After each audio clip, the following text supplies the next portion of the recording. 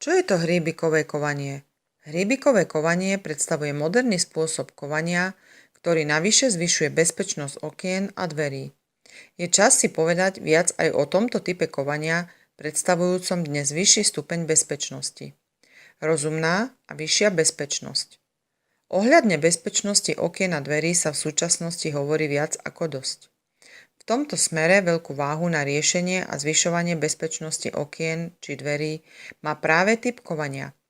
V súčasnej dobe je na trhu k dispozícii moderný uzatvárací systém kovania, ktorý nielenže chráni okná a dvere pred vypáčením, ale eliminuje aj chyby klasického kovania, vyššie požiadavky na ich neskoršie nastavovanie. Uzatváracie hríbiky s kruhovým tvarom a tým, že sa samovoľne otáčajú vôkol svojej osy, zmenšujú samotné trenie s uzáverom. Nové hríbikové čapy pri uzavretí do bezpečnostných uzáverov spolu vytvárajú komplex zabezpečení proti vlámaniu. Práve počtom hríbikom a uzáverov v samotnom okne narastá úroveň samotnej bezpečnosti. Výhody. Výhodou nových bezpečnostných hríbikov, ktoré sa montujú na okná či dvere, je to, že sa dá automaticky výškovo upravovať vôľa medzi rámom a krídlom okna.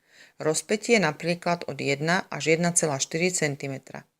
Takto sa dosahuje bezporuchová prevádzka kovania a okna počas celej doby jeho užívania. Vyššiu bezpečnosť okien a dverí je možné dosiahnuť práve hríbikovými čapmi, ktoré vás ochránia viac ako iba okná a dvere s bežným kovaním. Spýtajte sa aj vy na hríbikové kovanie na okná alebo dvere svojho predajcu. Myslíte pri kúpe nových okien a dverí aj na vyššiu bezpečnosť.